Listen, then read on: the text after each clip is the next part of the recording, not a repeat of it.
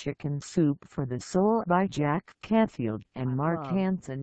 The day will come when, after harnessing space, the winds, the tides and gravitation, we shall harness for God the energies of love.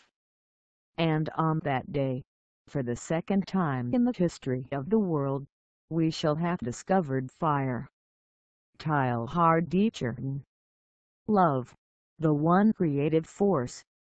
Spread love everywhere you go, first of all in your own house. Give love to your children, to your wife or husband, to a next-door neighbor. Let no one ever come to you without leaving better and happier. Be the living expression of God's kindness. Kindness in your face, kindness in your eyes, kindness in your smile, kindness in your warm greeting. Mother Teresa.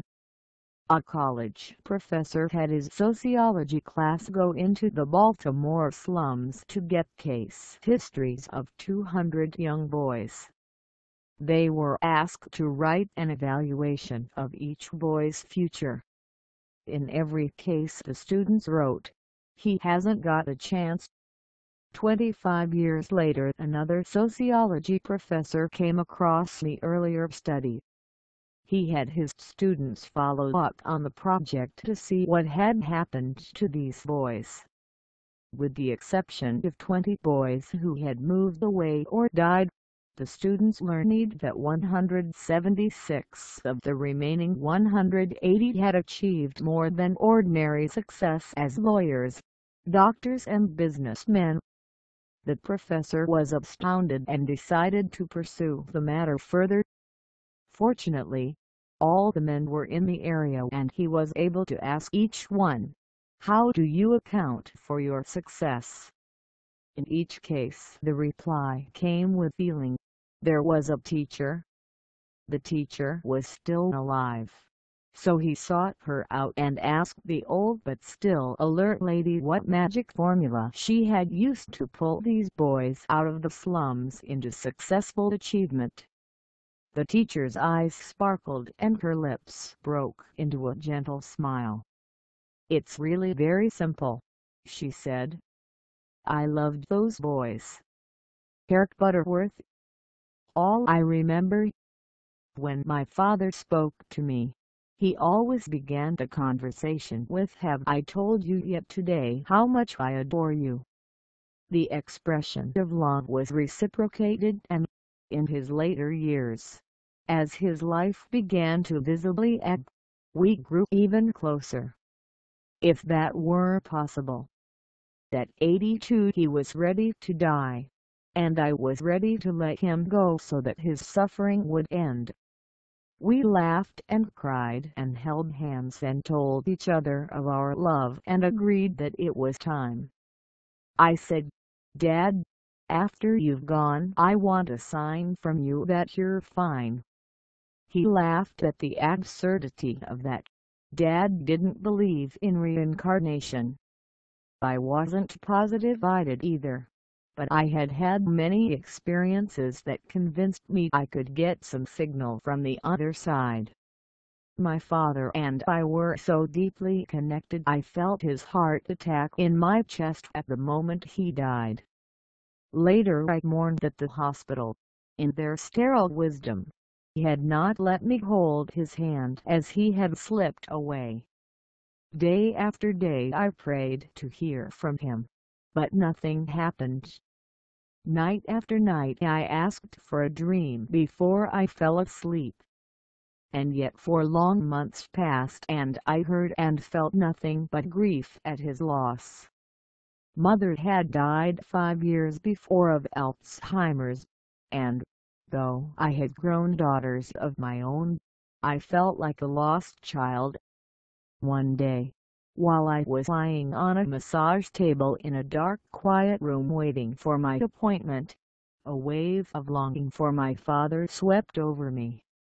I began to wonder if I had been too demanding in asking for a sign from him.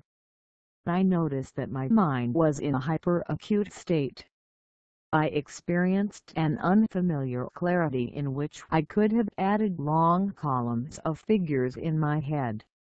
I checked to make sure I was awake and not dreaming, and I saw that I was as far removed from a dreamy state as one could possibly be.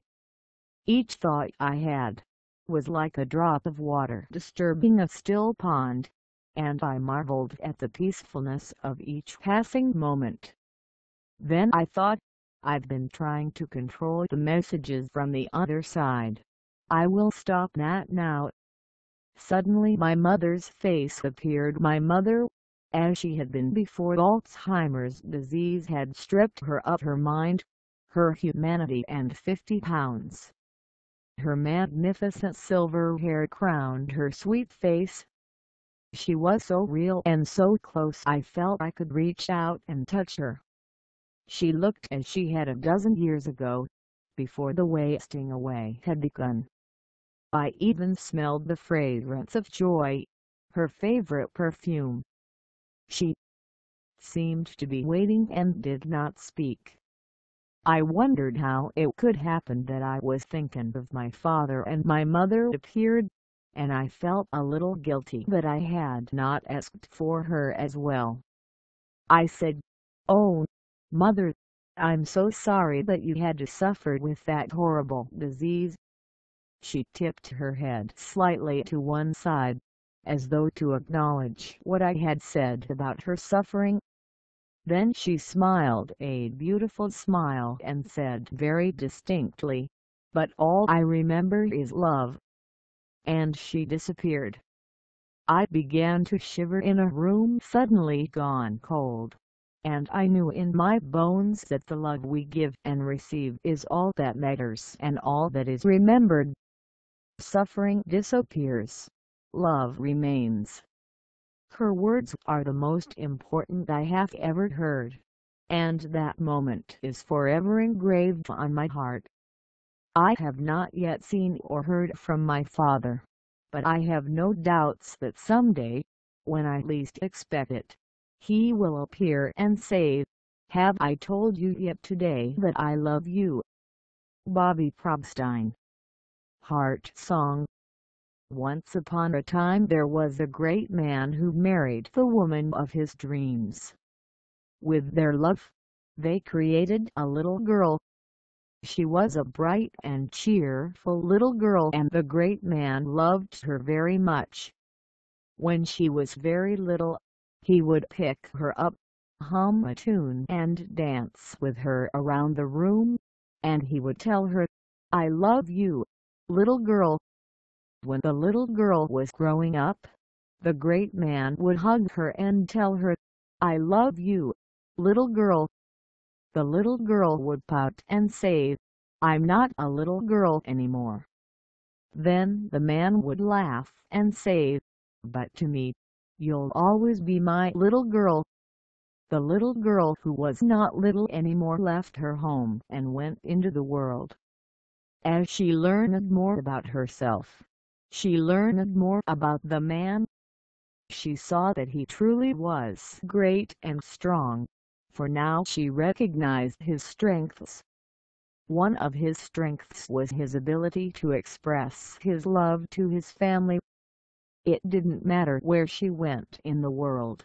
The man would call her and say, "I love you, little girl." The day came when the little girl who was not little anymore received a phone call. The great man was damaged. He had had a stroke. He was aphasic, they explained to the girl. He couldn't talk anymore and they weren't sure that he could understand the words spoken to him. He could no longer smile, laugh, walk, hug, dance or tell the little girl who was not little anymore that he loved her. And so she went to the side of the great man. When she walked into the room and saw him, he looked small and not strong at all. He looked at her and tried to speak, but he could not. The little girl did the only thing she could do. She climbed up on the bed next to the great man. Tears ran from both of their eyes, and she drew her arms around the useless shoulders of her father, her head on his chest. She thought of many things. She remembered the wonderful times together and how she had always felt protected and cherished by the great man. She felt grief for the loss she was to endure, the words of love that had comforted her. And then she heard from within the man, the beat of his heart, the heart where the music and the words had always lived. The heart beat on, steadily, unconcerned about the damage to the rest of the body. And while she rested there, the magic happened. She heard what she needed to hear. His heart beat out the words that his mouth could no longer say. I love you, I love you, I love you, little girl, little girl, little girl, and she was comforted. Patty Hansen